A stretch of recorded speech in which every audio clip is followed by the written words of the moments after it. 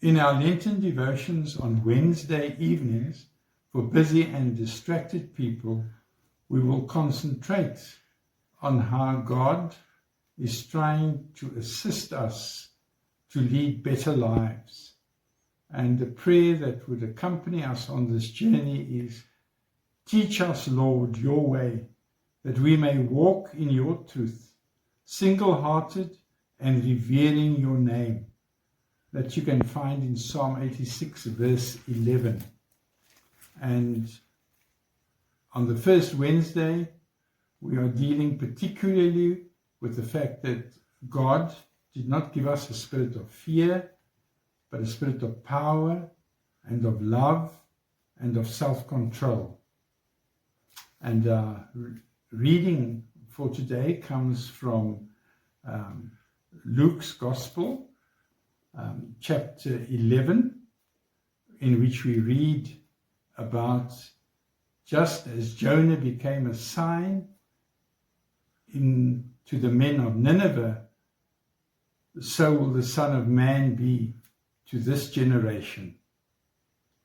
In the section before this Gospel, Jesus makes the point that his power to cast out demons is a sign of the dawning of the kingdom of God's grace in the midst of his people, and that he is the instrument of this grace.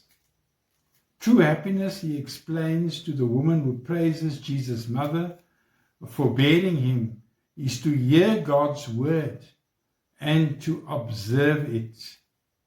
The sign of Jonah, combined with the wisdom of Solomon, further underlines the importance of listening to the message of God in the here and now, as Jesus proclaims it. If Jonah, the reluctant prophet, nevertheless became a sign, an instrument of God to call the people of Nineveh to conversion, and they repented, how much more should we and those listening to Jesus respond to Jesus' invitation to repent and believe the good news? Lent is a time of conversion, of turning back from what is not in harmony with our faith, in order to live our calling to be God's children.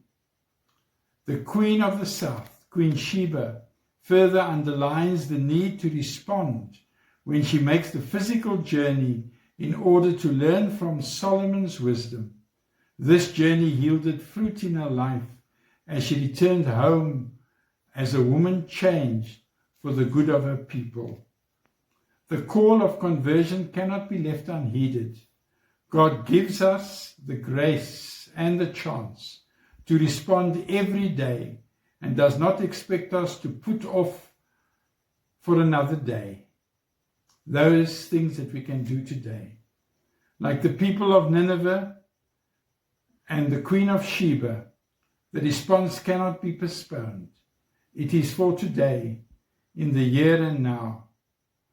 And we can think about, what are we tempted to postpone for tomorrow that would change our lives today? Amen.